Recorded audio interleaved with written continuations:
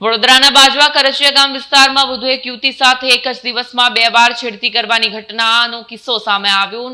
પરિવારે આક્ષેપ કર્યા.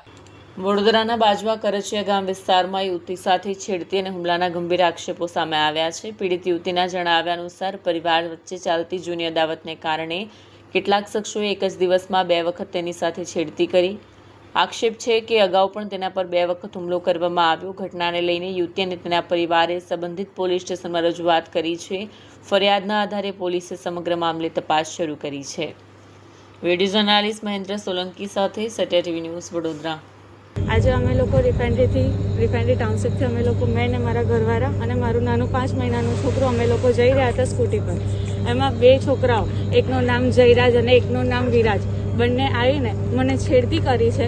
મને અમારી ઓઢણી પકડીને એને ખેંચી છે ચાલુ સ્કૂટી પર. મેં ને મારું છોકરું ને અમે ઘરવાળા ત્રણે અમે પડતા બચ્યા છે.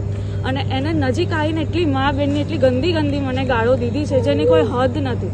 અહીંયાથી મને કોઈ સોલ્યુશન નહીં મળે તો હું આગળ આ જઈને કેસ કરીશ, પણ મારે આ લોકોનું કંઈક નિવારણ જોઈએ છે. આવી રીતે એક મહિલાને આટલી ગંદી ગાળો બોલવી અને એને આવી રીતે રસ્તા વચ્ચે છેડતી કરવી મતલબ હદ છે.